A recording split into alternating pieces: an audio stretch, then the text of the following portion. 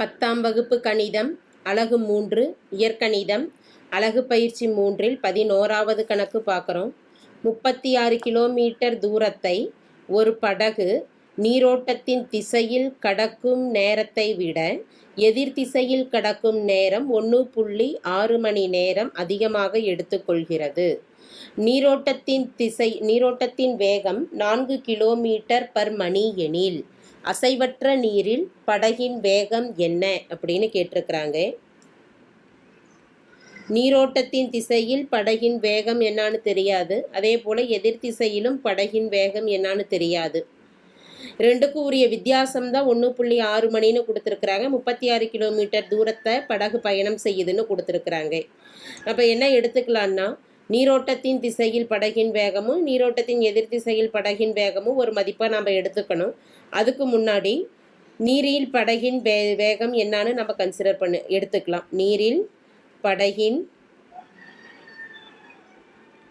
வேகம் எவ்வளோ செல்லுதுன்னு தெரியாது, அதை என்னான்னு எடுத்துக்கலாம்னா எக்ஸ் கிலோமீட்டர். வேகம் அப்படிங்கிறதுனால கிலோமீட்டர் பர் மணின்னு குறிப்பிடலாம்.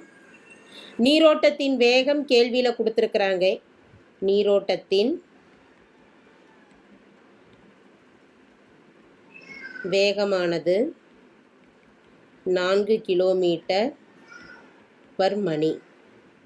நீரோட்டத்தின் வேகமானது 4 கிலோமீட்டர் பர் மணி. நீரோட்டத்தின் திசையில் படகின் வேகம் என்னான்னு தெரியாது, அந்த மதிப்பை எடுத்துக்கலாம். நீரோட்டத்தின் திசையில்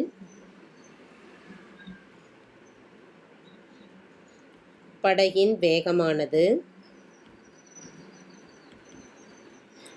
நீரோட்டத்தில் படகின் வேகமும் நீரோட்டத்தின் வேகமும் சேர்ந்தது அப்படின்னா தான் நீரோட்டத்தின் திசையில் படகின் வேகம் அமையும். அப்போ எக்ஸையும் 4ஐயும் கூட்டிக்கிட்டோம் அப்படின்னா எக்ஸ் + 4 கிலோமீட்டர் பர் மணின்னு எழுதிக்கலாம். இது நீரோட்டத்தின் திசையில் படகின் வேகம். எதிர் திசையில் படகின் வேகத்தை எழுதலாம். நீரோட்டத்தின் எதிர் திசையில்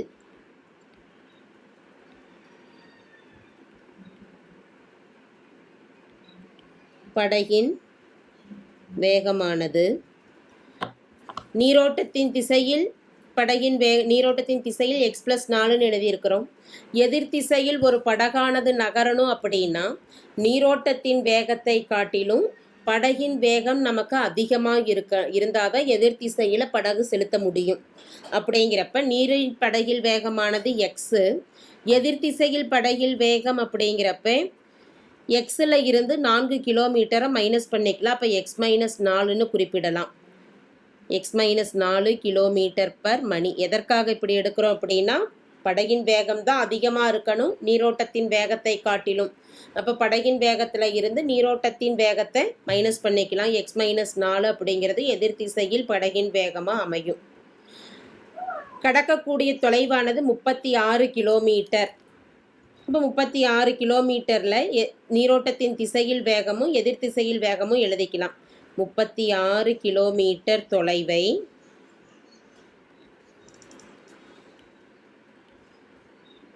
நீரோட்டத்தின்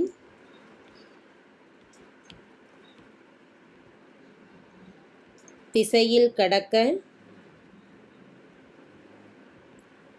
ஆகும் நேரம் ஃபார்முலா எடுத்துக்கலாம். வேகத்துக்கு உண்டான சூத்திரம் என்னன்னா தொலைவு பை நேரம். இங்கே நேரம் தான் நமக்கு வேணும். அப்போ வலது பக்கம் இருக்கக்கூடிய நேரத்தை இடது பக்கம் கொண்டு வந்துடலாம். நேரம் = தொலைவு பை வேகம்னு அமையும். நீரோட்டத்தின் திசையில் கடக்காகும் நேரத்தை T1ன்னு எடுத்துக்கலாம். தொலைவு 36 கிலோமீட்டரை கடக்குது. வேகம் என்னான்னு தெரியாது, அதாவது 36 நீரோட்டத்தின் திசையில் படகின் வேகமானது என்னான்னு எடுத்துருக்குறோன்னா எக்ஸ் + 4ன்னு எடுத்துருக்குறோம். அப்போ 36/x + 4ன்னு கொடுத்துக்கலாம். இதே போல் எதிர் திசைக்கு எழுதிக்கலாம். 36 கிலோமீட்டர் தொலைவை நீரோட்டத்தின் எதிர் திசையில்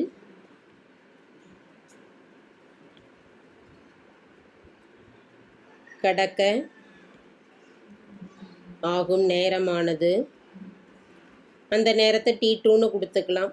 நேரத்துக்கு உண்டான சூத்திரம் என்ன? தொலைவு பை வேகம். தொலைவானது 36 கிலோமீட்டர். எதிர் திசையில் வேகமானது x-4ன்னு எடுத்திருக்கிறோம். கேள்வியில் கொடுக்கப்பட்டிருக்கக்கூட நிபந்தனையானது நீரோட்டத்தின் திசையில் கடக்கும் நேரத்தை விட எதிர் திசையில் கடக்கும் நேரமானது 1.6 மணி நேரம் அதிகம்னு கொடுத்துருக்குறாங்க. அப்போ T2 தான் அதிகமாக இருக்குது, எதிர் திசையில் கடக்கும் நேரம் தான் அதிகம், மைனஸ் T1. ரெண்டுக்கும் உண்டான வித்தியாசம் அப்படின்னு பார்க்குறப்ப 1.6 மணின்னு கொடுக்கப்பட்டிருக்கு. T2 மற்றும் T1இன் மதிப்புகளை பிரதியிடலாம். 36/x-4 மைனஸ் T1ஓட மதிப்பானது 36/x+4 ஈக்குவல் டு 1.6. 36 பொதுவாக வெளியில் எடுத்துக்கலாம். அப்போ ப்ராக்கெட்டில் என்ன வரும்னா 1/x-4 minus 1/x+4 equal to 1.6. 36 பெருக்கல் இதை சுருக்கலாம். 1/x-4க்கும் 1/x+4க்கும் காமன் டினாமினேட்டர் என்ன வரும்னா x-4 பெருக்கல் x+4 தான் மீசிமாவாக வரும். 1 x+4ஆல் பெருக்கிக்கலாம், x+4 மைனஸ் அடுத்த ஒன்றில் x-4 இல்லாததுனால அதை x-4ஆல் பெருக்கிக்கலாம். Whole bracket equal to 1.6. இங்கே சுருக்கலாம். 36 பெருக்கல் x+4 வெளியில் இருக்கக்கூடிய மைனஸால் பெருக்கிக்கிட்டோம்னா மைனஸ் எக்ஸு, -4 பெருக்கல் மைனஸுங்கிறப்ப +4ன்னு வந்துடும். பை கீழே ஃபார்முலா அப்ளை பண்ணிக்கலாம். என்ன ஃபார்முலான்னா a minus B into a plus பிங்கிற வடிவத்தில் இருக்குது. a² மைனஸ் b² எழுதிக்கலாம். ஏக்கு பதிலாக x² மைனஸ் பிக்கு பதிலாக 4² equal to 1.6. Minus X plus எக்ஸும் கேன்சல் ஆகிடும். 36 பெருக்கல் 4 + 4 8/x² மைனஸ் 4² மதிப்பானது 16 ஈக்குவல் டு 1.6. 36 பெருக்கல் 8 பெருக்கிக்கலாம். 6 8 48, மீதி 4, 3 8 24 + 4 28/x² மைனஸ் 16 ஈக்குவல் டு 1.6. இதை சுருக்கலாம். சுருக்கிறோம் அப்படிங்கிறப்ப x² மைனஸ் 16ங்கிறது நியூமரேட்டரில் வரணும். அப்படிங்கிறப்ப வலது பக்கம் இருக்கக்கூடிய 1.6 கீழே கொண்டு வந்துடலாம். 288/1.6 equal to x² minus 16. x² minus 16. இப்போ இந்த x² மைனஸ் 16ஐயும் 288/1.6ஐயும் இடம் மாற்றிக்கலாம். x² minus 16 equal to 288/1.6. x² minus 16 equal to சுருக்கலாம். 288/1.6.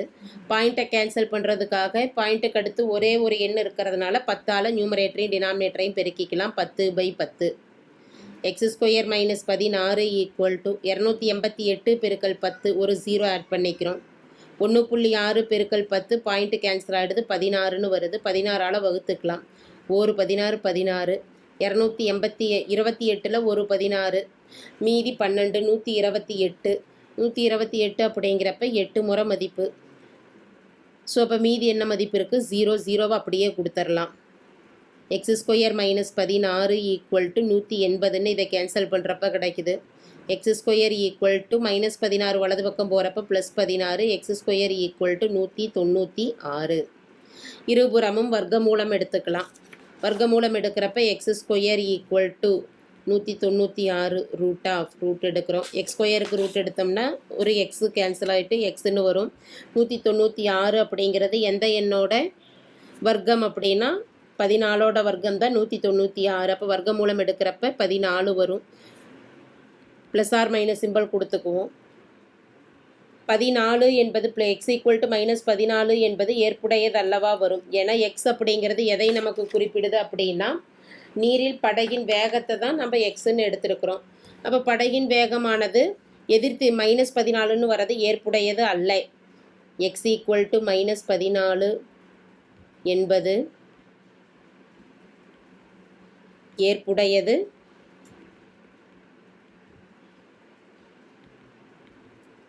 therefore அசைவற்ற